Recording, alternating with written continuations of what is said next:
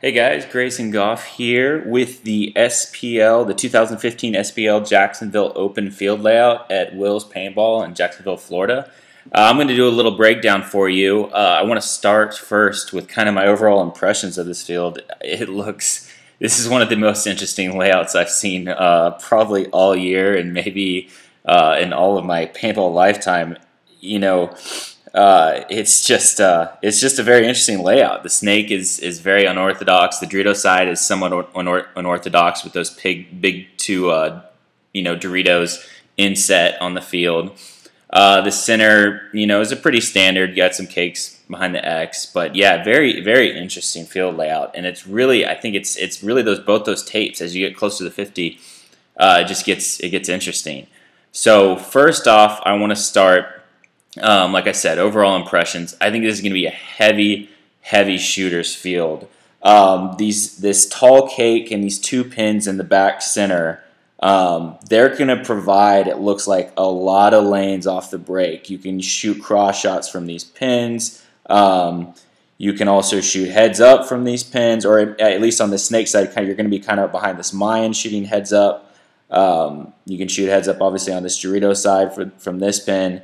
The tall cake has lanes. I mean, there's lanes everywhere out of this back center. So it's going to be a heavy shooters field. It's going to be important if y'all are drilling this weekend to drill all these lanes you can shoot off the break, and really learn how to key up on certain guys. If they're going far on Dorito, how do you shoot that guy out? If they're going far on the snake side, how do you shoot that guy out? How many, where to put the guns? And generally, I think a lot of it may be from those cross shots from those pins. So what you're going to see, I think, a lot is a lot of teams stacking 3, potentially maybe even 4 back there, and then filling out because these lanes look pretty dang strong to me. Let's move on to the snake side. The one thing, generally when I break these fields down, what I'm looking at is, okay, where do I want to be so I can kill the other team? And then how do I protect my guy when he's in that spot? To me, it looks like we want to be in this 50 area. Obviously, we want to, we really want to be, say we are, we're playing this direction. We really want to be in their snake. You see, I mean, it opens up. This is going to be the most important bunker on the field. If you can take this spot and keep the other team out of it, you are going to get a ton of kills. I mean, you kill basically the whole Dorito side. Potentially even their 50 Dorito, any of these Doritos over here. That small Dorito may be one of the few spots you can actually live from this 50 snake. Even then, you can even back up to your own snake and still shoot him. But yeah, the shots are just, I mean, there's just shots on almost every single bunker out here from that 50 snake. So if you're playing this snake side, your goal is to get right there.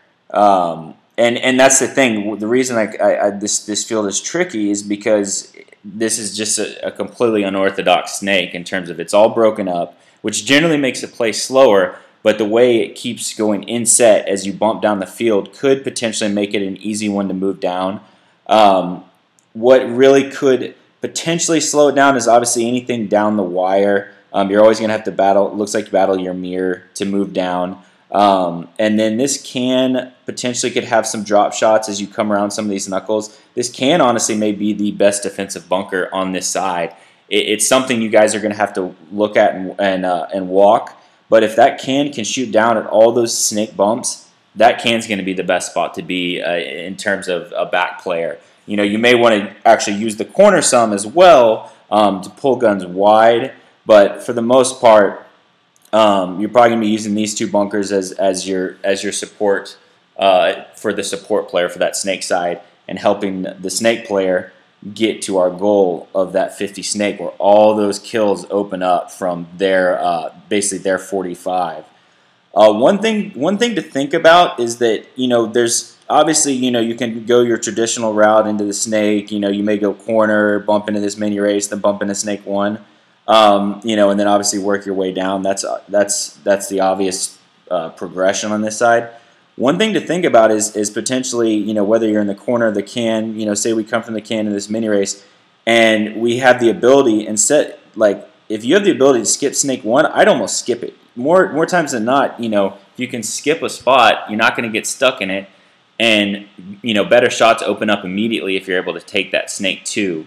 It may even be possible. It's hard to tell when I'm just looking at a field layout like this, where I'm just looking top down. I'm not on the physical field, but it could be possible to even have your snake guy, your snake attacker, laying off the break, going up into this Mayan temple, coming across to this pin, and then working himself into snake 2 like that as well.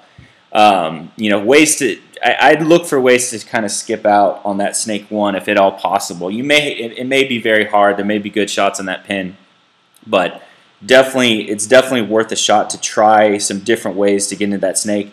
Possibly even, if you need to score a quick point, you work all the way up into that pin and go straight to the 50 snake. Now that's going to be a big bite with a lot of open lanes, but hey, it's worth a shot.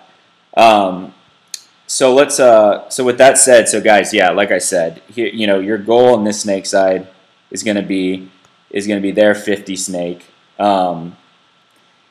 Where you want to be to protect him, y'all need to take a look at it. But I'm guessing it's going to be either one of these 2 bunkers. Most likely that can. If he can prevent snake bumps, it's going to be that can, and he can also somewhat see over the wire or see over the highway move if they try to make a highway move on you as well. Okay, so let's move over to this Dorito side. Again, like generally we have a bunker somewhere in here that can really lock up a Dorito side. But as we see, there's a tall cake in back center and a pin, and then really nothing else. I mean, we have basically this temple and this Mayan temple that can play a more support role on this Dorito side. But the temple we have back here is almost too close to the tape to provide a really good stopping lane. They don't a lot of, as you move down those Doritos, a lot of the moves get blind. It looks like are going to get blinded out for this temple, so he's not going to even be able to see, like this Dorito 2 to Dorito 3 move. This temple right here can see that move. I don't know if you can see Dorito. This is something y'all are going to have to watch. He should be able to see that Dorito 1. So this may be the spot you play if you're really looking to lock out this Dorito side. The problem is you open yourself up to snake lanes. So it's just one of those risks. If you're getting beat down the Dorito side, you're going to have to play this temple for the most part, or potentially even the corner. But it's just there's a lot of good lanes from that snake side to pinch you out. This temple is probably one of the safer bunkers, along with Dorito 1 on this Dorito side from those snake lanes, but. But obviously, so I mean, I'm assuming this Dorito side could also play very fast. The difference, though, between the snake side I think is more powerful, but will play slower. Dorito side is less powerful, but will play a lot quicker. The problem is that obviously our goal on this Dorito side is to get to the 50 Dorito. If it's even bodies, we can make this 50 Dorito, put a few guys in, get down the field. But what we see here is that these inset Doritos block a lot of these shots. This is something, it depends on exactly how they lay out the field, but there doesn't seem to be too many solid kills from this 50 Dorito. I mean, obviously these snake guys can duck down, you can't shoot them, and then they pop up and shoot at you whenever they feel like it.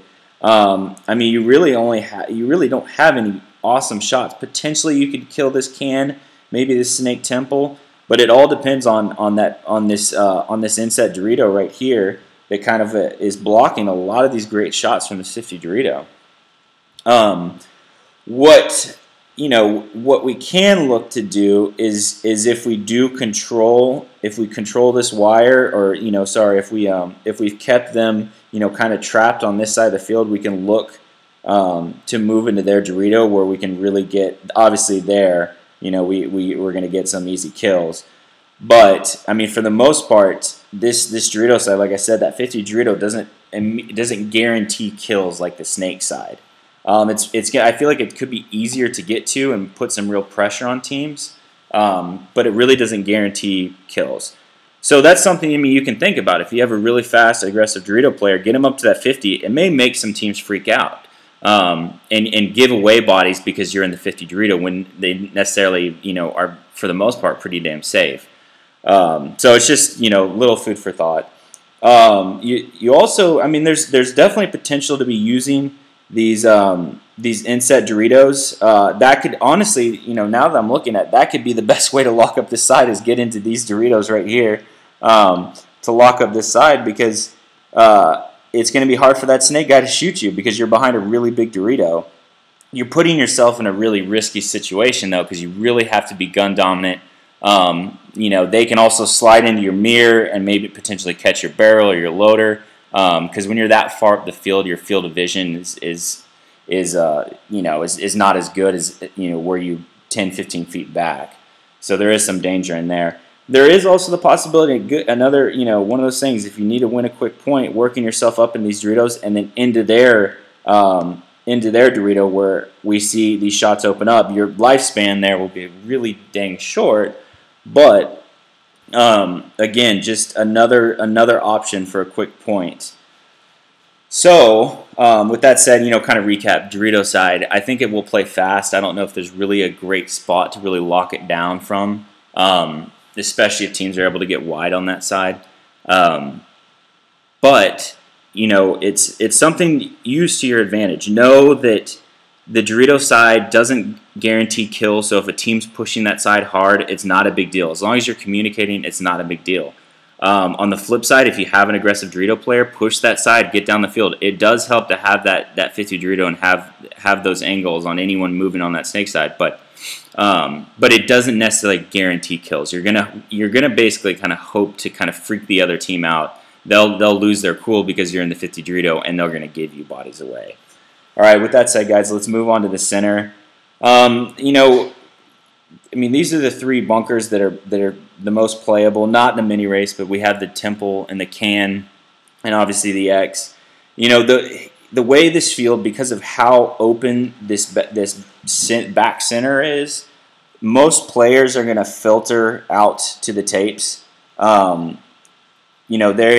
There's no reason, and that's a big mistake I do not want to see teams make on this field layout, is stay in that back center. At some point that back center is really not going to do much. You need to flow. If you are that 5 guy and all your guys have lived, flow into this Temple, potentially flow into this Can. I don't like the Can as much. I'd rather see on that Temple, or if you're going to flow to the Dorito side, you flow out all the way to the tape. In terms of coming up into the center, like I said, I'd much rather see y'all in the Mayan Temple instead of that Can, because he really is a lot safer. Cans are tough to play. People they're a lot harder to hide behind and live behind as teams move down the field. So yeah, I honestly don't think this center is very strong because of the way the back center is, and because of all these massive bunkers all along the tape. Like a cake, and the cake is like an Xbox. It's not going to be that good. If you get kills off the side and you're able to trap them, this Temple is going to be great at locking out the snake side. They can too, can lock out this Dorito side. So it's one of those things. If you get a kill, if you shoot it, their wide guy off the break, and you're able to trap them, I don't have any problem with guys making a move up to the center, even up to the A potentially. But I really like these 2 bunkers better. If you get a kill early, take those spots, lock them out. You'll probably get a second kill with somebody trying to fill out, especially since they're going to be stuck in a pin or a tall cake in the back center. But if you don't get a kill early on, I'd rather see y'all filter out to the tapes. And really play kind of that we call it the horseshoe style play, because you're not going to be able to get easy kills up the center once they know you're there and once the game is kind of progressed. Guys, other than that, we can go through. Let's see if I can come up with a decent little breakout. So like I said, I'm going to triple stack this back center. I'm gonna try to play aggressive on this snake side, so I'm gonna take the corner, and we're gonna go a little bit shorter over here on the Dorito side. For this play, I'm gonna really try to shoot this snake side, so I'm gonna put my pin cross, my back center. I'm gonna have him shoot snake side as well, and I'll have this pin shoot cross. So I have 2 guns, snake side, 1 gun Dorito side. This snake player is really going to look. We're going to look to get a kill off the snake side, and he's going to look to immediately fill up. Like I said, either into snake 1 or possibly into snake 2. All these guys in the center, once they shoot their lanes, are really they have to have incredibly good communication, because once they shoot their lanes, they're immediately, the 2 pin guys are going to have to immediately go heads up. Obviously, this pin guy, it's an easy move for him into this big Mayan temple to really lock off to get heads up on that snake side. But they need good communication, because when they switch, they need to know, because this pin guy, the snake pin, would have shot Dorito side. He has no idea what's on the snake side, so now he has to go heads up. So he's relying on his back center player and the other pin player to let him know what's going on. Same goes for the pin, the Dorito pin. He needs to know what's going on in this Dorito side and potentially make a move into that Mayan temple, help his attacker get down the field all the way to 50. Back center, most likely, because I feel like the snake side is going to be a little bit more powerful. He most likely will filter back here and then into this can and be the real snake supporter. The other, so I mean, yeah, that's probably one of my base breakouts. You can you obviously switch the guns around, shoot more Dorito side if you're going to push that side more. But yeah, other than that, guys, this is such an interesting layout. I'm willing to kind of take questions and feedback after the fact, because I'm curious how this layout will play. So if you have any questions, please shoot me an email, or any feedback, please shoot me an email, and I can make another video based on y'all's feedback. Grayson@bkipaintball.com. All right, guys, take it easy and have fun on this one.